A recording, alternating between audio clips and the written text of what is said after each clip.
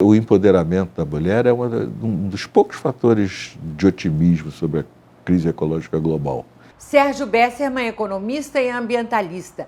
Ele foi presidente do IBGE e é presidente do Instituto de Pesquisas do Jardim Botânico do Rio de Janeiro. Ele também é colunista do Globo e comentarista de cidade da rádio CBN. Nós conversamos sobre as chuvas no Rio de Janeiro e sobre as principais questões do meio ambiente. A entrevista você assiste agora.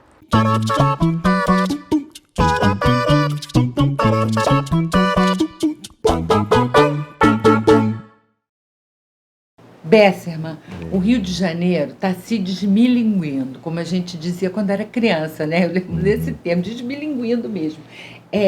Encosta deslizando, a Niemeyer já caiu 3 vezes, né? Está interditada agora, acabou de ser semi-interditada, a gente vai conversar sobre isso. Teto de túnel que cai, enchente quando chove, e com óbitos, e deslizamento também em morros do Rio, soterramento e construção criminosa, né? De prédios que desabam. Eu queria conversar com você como comentarista da cidade mesmo. Eu não sei mais nem por onde começar, sabe? Porque acho que é uma confluência. Eu uma vez estava na passeata de mudanças climáticas em Nova York, chegou a juntar meio milhão. A passeata americana é diferente, cada tribo usa um cartazinho e tal, não é que nem nós que cada um inventa o seu. Mas tinha uma menina que fez que nem a gente faz, pegou um papel pardo e fez o cartaz dela, e dizia assim, era sobre aquecimento global: It's all connected, é tudo conectado. Então acho que o quadro que você descreveu é bem difícil mesmo, porque é uma mistura. A gente tem, de um lado, a maior crise econômica da história do Brasil, desde que a atividade econômica começou a ser medida. Longe. Então, nós estamos enfiados numa situação, renda per capita vai voltar a ser de 2010 em 2024. Isso implica em menos recursos para uma série de coisas. De outro lado, pode ter havido, efetivamente, nessa escassez de recursos, uma análise de risco equivocada e não algumas obras de manutenção que teriam que estar sendo feitas, ou vistorias que teriam que estar sendo feitas, mesmo num quadro de muita dificuldade financeira, não terem sido feitas. E há também o fato de que mudanças climáticas vão impactar a vida de todos nós de maneira muito poderosa. Semana passada, um grande jornal inglês, você conhece perfeitamente, o The Guardian, em editorial, resolveu que não vai mais falar em mudanças climáticas. De agora em diante, ele fala ou crise climática ou emergência climática. Porque mudança é pouco para que as pessoas atentem. E porque já não é mais daqui a 10, 20, 30 anos. Está acontecendo. Então, para falar do quadro que você descreveu, que é o que a gente está vivendo agora. Tom Jobim, as águas de março que fecham o verão. Há quantos anos que a gente já sabe que não são as águas de março que fecham o verão? A última enchente foi em abril, aqui no Rio de Janeiro, neste ano de 2019. A grande enchente de 2010 foi em abril. Como é que é o deslizamento no Rio? Chuvinha, chuvinha, chuvinha, o solo fica todo mais poroso, infiltrado, úmido, aí vem um chuvão e vopt. A gente estava acostumado com chuvinha, chuvinha, chuvinha, dezembro, janeiro, fevereiro, e as águas de março fechavam o verão. O que eu vou falar agora não tem conteúdo científico ainda, porque não dá para 1, 2, 3 anos você... Mas, pessoalmente, eu estou meio desconfiado que essa coisa de chuvinha, dezembro, janeiro, fevereiro, março, abril, maio, e aí chuvas fortes também, podem estar tendo um impacto nas encostas que a gente não estava acostumado. E a previsão é cada vez mais frequente, né? Isso nós vamos ter. Pode ser atribuído, então, à mudança climática, ao aquecimento global? Pode. Não um evento. A gente não pode dizer isso da enchente que aconteceu há 1 mês e meio, 2 meses atrás. Porque o clima é muito complexo, então é meio atrevimento científico dizer este furacão, esta seca. Mas a gente pode dizer com muita segurança, e agora não é mais vai acontecer, já está acontecendo e vai intensificar, que os eventos, chamados eventos climáticos extremos, no nosso caso, principalmente chuva forte e inundação, já estão ocorrendo com muito mais frequência e episódios muito fortes com mais frequência. Em 66 choveu muito, tanto quanto em 2010. Aí você não pode dizer, 2010 foi o aquecimento global, mas tem uma coisa que você pode dizer, não vai demorar 40 anos de novo. E daí demorou mesmo. O aquecimento global, você tem convicção de que é provocado pela ação do homem? Você não tem dúvida? Essa é algo que a mídia errou. A mídia norte-americana e a brasileira. A Europa menos. A mídia obrigatoriamente explora o contraditório. Um diz que é uma coisa, outro diz que é outra. Isso é ético e profissional. Mas o contraditório na ciência tem que ser o contraditório na ciência. E opinião de cientista não é ciência. Opinião de cientista é pitaco de bar. O cara pode ter 3 prêmios Nobel, a opinião dele vale tanto quanto a minha, do taxista, do enfermeiro, do médico, do engenheiro. Tem que ser na ciência tem que ser pesquisa e publicado, e submetido a teste, deu certo, deu errado, aconteceu, né? Publicou em revista de primeira linha. E a mídia ficou fazendo assim, um diz que é aquecimento global, o outro diz que não é aquecimento global. Sempre tem um professor que diz que não é, qualquer coisa assim. Mas a sua convicção é que é? Não é minha convicção propriamente dita. Os metadados são assim, 99% dos cientistas que têm alguma coisa a ver com esse tema e publicam não tem a menor... Tem dúvida, porque ciência sempre tem dúvida. Mas uma dúvida que não vale nem a pena considerar, vamos dizer assim, que ciência... Se você disser, tem certeza, virou crença. Ciência tem que estar sempre aberta para surge uma coisa nova, etc. 99%, sim, nós humanos estamos aquecendo o planeta. Que o planeta está aquecendo, aí é dúvida zero, porque é só medir. Mas 99%, nós humanos somos parte importante desse aquecimento. 0,6% dúvida. 0,4% dizem que não. Então, como é que eu respondo a tua pergunta? Sou economista. O fato de que nós, com as emissões de gases de efeito estufa, estamos esquentando o planeta, é uma afirmativa mais segura do que qualquer coisa que qualquer economista tenha dito sobre qualquer assunto, em qualquer época. Muito bem. Aí eu estava procurando artigos seus na internet, porque a gente ia conversar, e achei um que me preocupou bastante, que foi da população mundial. Que aí você diz, a gente sabe que são 7 bilhões de pessoas hoje, né? Há 50 anos eram 2 bilhões. 50 anos? Piscar de olhos. 300 mil anos de Homo sapiens, 299.900 e tantos anos, 2 bilhões. 50 e tantos anos, 7 bilhões. E você diz que em muito pouco tempo seremos 12 bilhões. Há uma divergência, tempo é esse? Até a metade do século, 2060. Há uma discussão, antes as projeções eram 9, depois 10. Agora tem uma turma que diz que vai ser 12, porque a taxa de fecundidade na África não está tendo o comportamento esperado. O comportamento esperado é uma coisa muito bacana.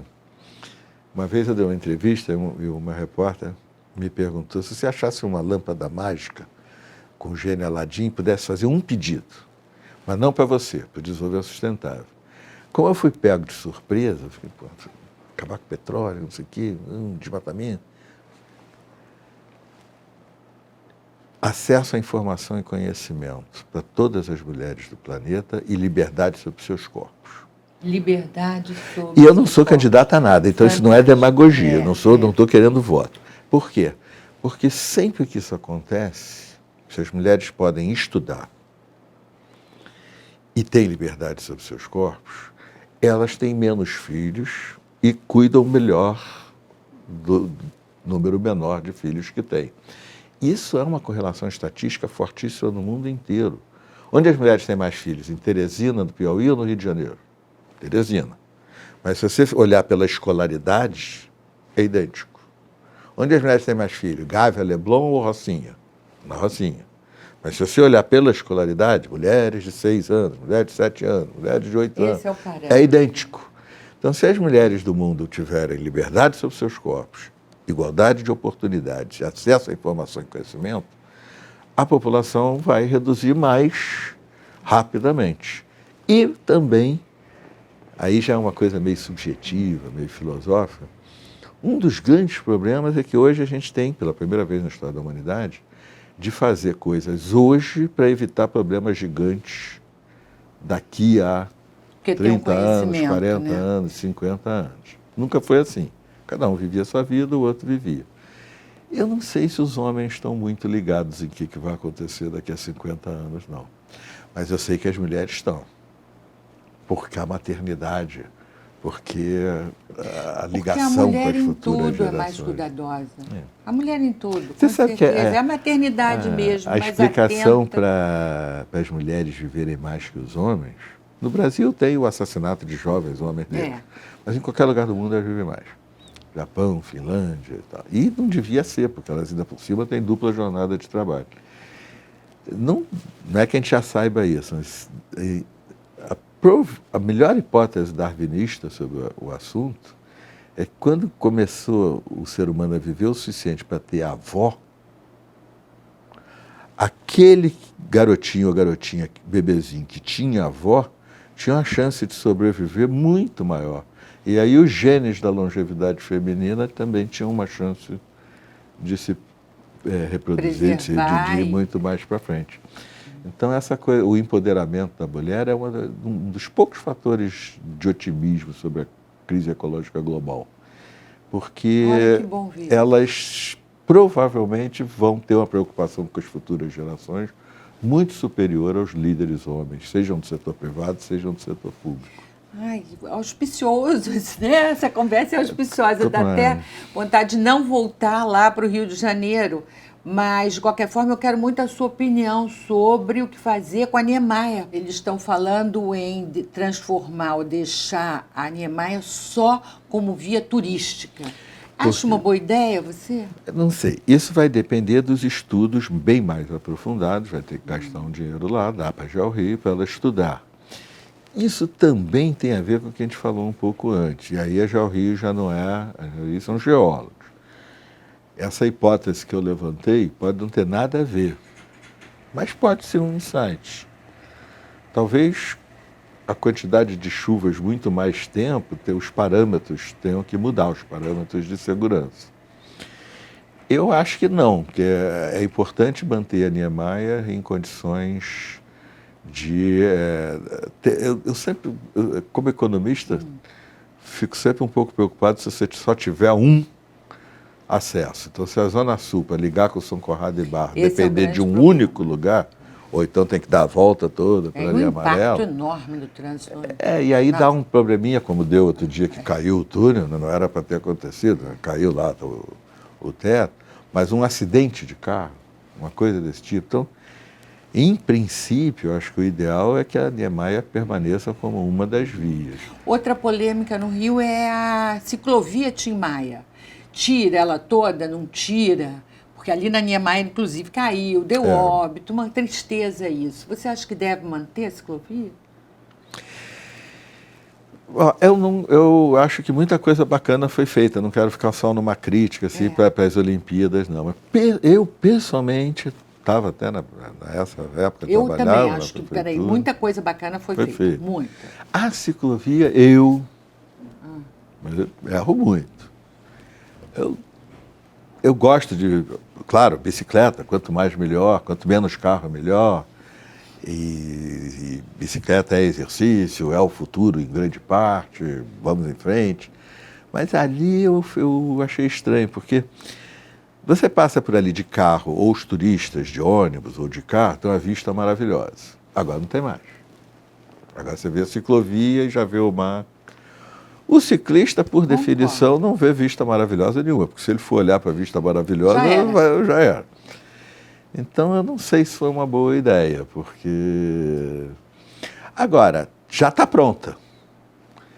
Não é difícil ter segurança. O negócio é grampear, dá para fazer sem maiores...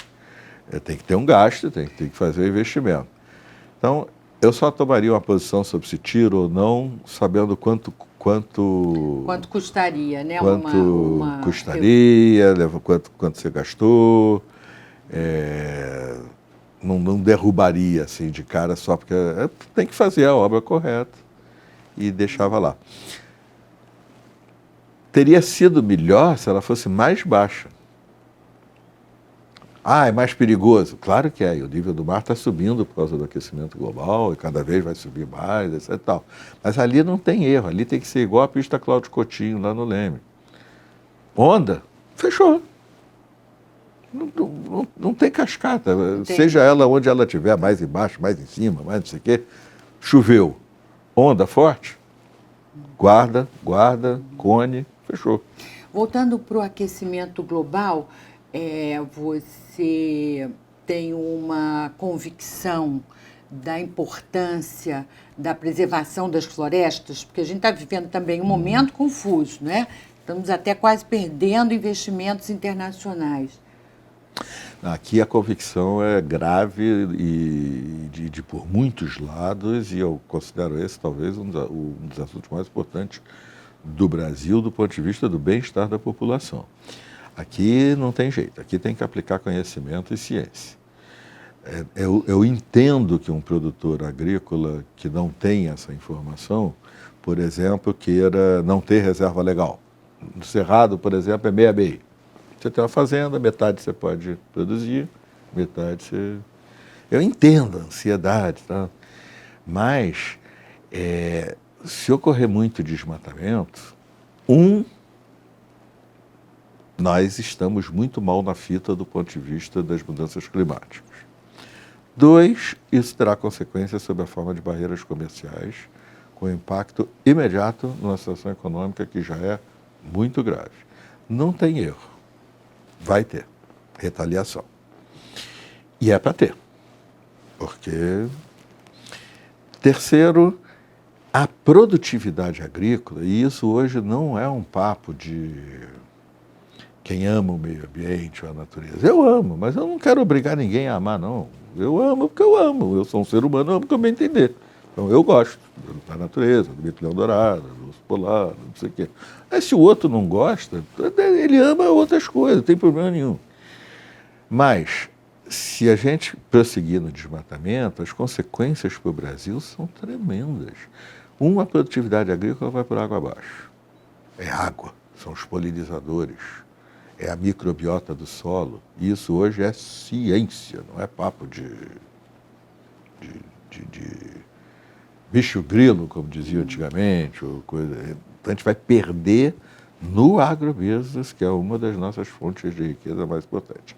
Em segundo lugar, a gente já sabe que boa parte da água do Sudeste decorre da floresta amazônica. Uma árvore, 1.000 litros de água, é isso? Uma árvore rende 1.000 litros de água. E num caminho que é a geografia, o acidente.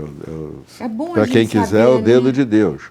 A água vem do Oceano Atlântico e ela vai sendo absorvida pelas águas e jogada de novo na atmosfera, chama-se evapotranspiração, e vai indo. Se não tivesse os Andes, ela seguia. Mas tem ali uma cordilheira, uma das maiores do mundo. Ela encosta nos Andes e desce. Quando ela desce, ela vira para o Sudeste brasileiro e para o Sul do Brasil. Desmata a Amazônia, e ali pode ter uma coisa, a gente geralmente usa o nome em inglês, um turning point.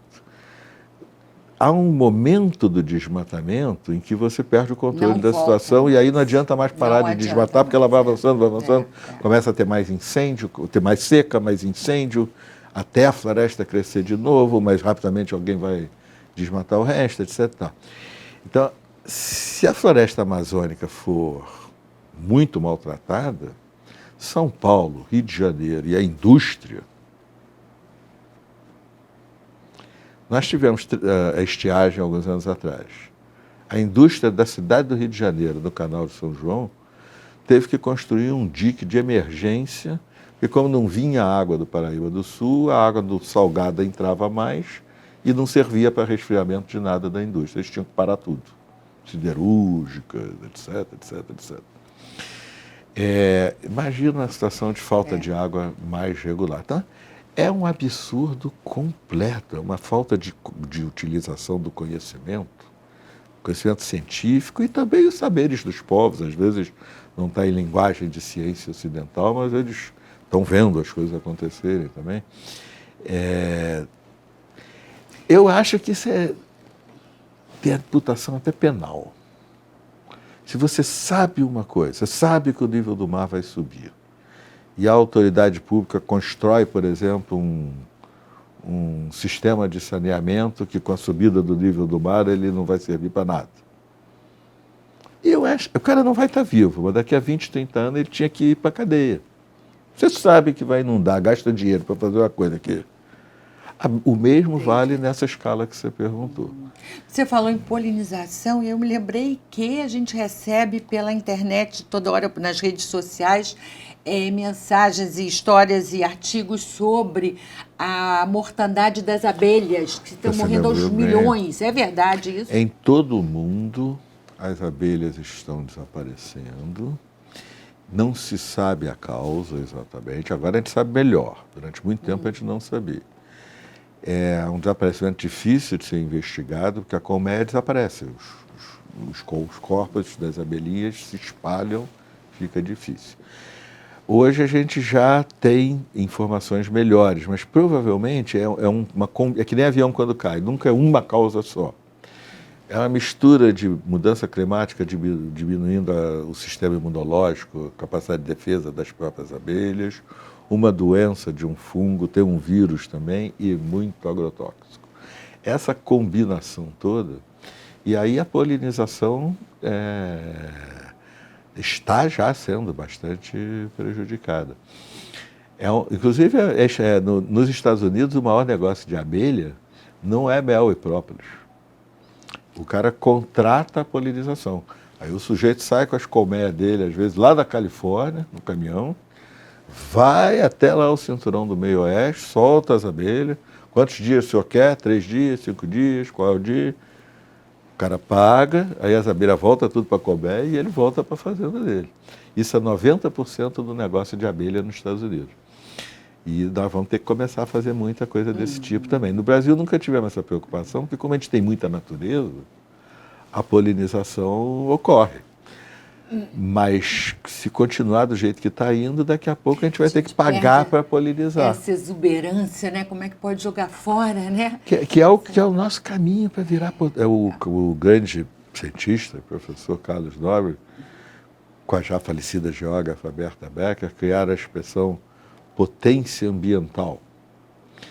De fato, o único caminho para o Brasil, por exemplo, em vez de brigar para entrar no Conselho de Segurança da ONU, ser convidado com o tapete vermelho, é a gente apostar no futuro. O futuro é esse. O futuro é baixo carbono. O futuro é agricultura com muita ciência e tecnologia, mais ecológico, ou seja, mais Darwin, mais... A gente já faz, a Embrapa faz coisas espetaculares. Era só um protocolo de intenções, né? Era só... Mostra a intenção e chega lá. E se a gente fizer essas coisas, o mundo vai olhar para nós como aqueles que, frente ao desafio maior, ela tem uma infraestrutura muito ruim, a gente precisa ter uma infraestrutura nova. Por que já não faz a baixo carbono? O mundo vai para o baixo carbono, então isso vai ser uma vantagem competitiva tremenda. Ô Besserman, para a gente terminar, qual é a pesquisa bacana aqui no Instituto do Jardim Botânico que você preside? Instituto de Pesquisas, né? Do Jardim Botânico do Rio de Janeiro. Tem uma pesquisa aí que você está empolgado? Tem várias, é importante isso. Obviamente um jardim lindo, maravilhoso, que os cariocas amam, porque é lindo e maravilhoso. Nosso Jardim Botânico, Nosso Jardim Botânico. Mas ele não é só isso, e nem é isso exatamente, ele é ciência. A Vênus de Milo e a Mona Lisa estão lá debaixo do teto do Louvre. A Suma Uma e o Jequitibá estão ao ar livre, mas eles são a coleção viva do Jardim Botânico, plantas do mundo inteiro, organizadas por famílias científicas. Então, a pesquisa que nós fazemos tem algumas coisas muito importantes, eu vou citar só 2. Uma, nós temos, inclusive, a alçada legal, nacional e internacional, de quais são as espécies de plantas ameaçadas de extinção. E é muito grave. A gente Mata Atlântica, a gente manja bem. Mas a Amazônia, dá para estimar que há o risco de, sei lá, 90% das espécies ameaçadas de extinção desaparecerem para todo sempre antes de a gente saber que elas existem. Então, essa é uma linha de pesquisa, então, o Centro Nacional da Flora, que é sobre as espécies ameaçadas de extinção. Nosso sonho é um dia um aplicativo com um algoritmo de inteligência artificial e todos os brasileiros passeando por onde quiserem, fotografa, cai aqui, recebe de presente o nome da planta, o nome científico, o bioma dela. Se não foi identificado, a gente recebe um presente, a coordenada de uma planta que o algoritmo lá não conseguiu saber qual é. Mas enquanto isso ainda não existe, é no muque, é que nem antigamente. O pessoal bota a mochila nas costas, volta todo picados, leishmaniose, doença, entra no meio da... igual Walmart, igual os naturalistas, são heróis. E descobrem espécies ameaçadas e fazem tudo, e a gente tenta preservá-las. Porque as gerações futuras, elas merecem conhecer essas espécies, né? Merecem conhecer. Eu fico com dó, digo, a minha neta, eu quero que conheça todas as espécies. Claro. E ainda acho que a gente nem conhece, nem classificou. Isso que você falou, uma coisa que eu sempre digo, eu não tenho, eu vou morrer antes, claro, mas eu não sinto prazer na ideia de que o meu bisneto... Isso. Se os meus filhos tomarem vergonha, tá? Porque ainda não tomaram. Me dá neto, para eu poder ter bisneto. Mas que o meu bisneto olhe para mim, e eu penso isso para a civilização inteira, carioca, brasileira, no mundo. Mas é exatamente o que você falou. Eu não gosto da ideia dele olhar para mim como um rapaz de hoje olhasse para o seu bisavô dando chicotadas de um negro no tronco. Aquele tronco que você ficava, e espancando o cara. Esse bisneto deve sentir, pô, meu bisavô... Bom, nossos bisnetos vão olhar ruim. Se as coisas continuarem como estão, os bisnetos de todos vão olhar para nós e dizer, mas o que essa gente fez? Eles já sabiam. Porque quando a gente não sabe, a gente não... Mas a gente já sabe. A crise de extinção é dramática. E vai se sendo... Antes do final do século, nós vamos ter extinto para todo sempre, no mínimo 30% dos seres vivos do planeta. Isso já está contratado e vai acontecer. E pode ser muito pior. Agora, há uma outra razão. Quem tem um problema não é a natureza. O tempo da natureza é de milhões e milhões de anos. Se a gente destruir tudo, daqui a 5 milhões, esse é um número científico, daqui a 5 milhões está tudo de novo aí, diferente. E tão biodiverso ou mais do que hoje. Nós não vamos estar. Então, quem tem um problema é a natureza do nosso tempo, essa que eu amo, você ama e que a gente quer que o nosso bisneto veja. Isso aí. E nós, os humanos. Então, você pergunta, o que uma planta dessa que vai ser extinta tem a ver com nós, os humanos? É porque a gente não vai poder ver uma flor? Não, essa é a Biblioteca de Alexandria do DNA. Ali está um DNA que conta uma história de 560 milhões de anos. Ali pode ter uma enzima que cura um câncer, uma molécula que torna um processo industrial hiper mais produtivo. O Brasil, por exemplo, o café. O café é bom, que é Espírito Santo, sul de Minas. Vai ter que voltar para o Paraná por causa do aquecimento global. Mas quem sabe você não descobre numa planta uma sequência genômica que dá resistência ao calor, ao café bom, que é o café arábica, e ela consegue continuar no sul de Minas. Mas se eu vou extinguir essa planta antes de conhecer ela, eu nunca vou poder fazer isso. Que fortuna a gente está perdendo, né? E periga perder tudo, biotecnologia, muito mais. A Amazônia é 1000 bibliotecas, 10 mil bibliotecas de Alexandria do nosso software, que é o DNA. Bessemer, muito obrigada pela entrevista. Imagina, foi, como sempre, um prazer. Obrigado, Papo bom. Leila. E aí, gostou da entrevista? Então dá o seu like, que ajuda muito a gente. Inscreva-se no canal. É só clicar no inscreva-se aqui embaixo. E pronto. E olha só, a gente volta na próxima semana. Eu espero você com uma ótima entrevista. Até lá.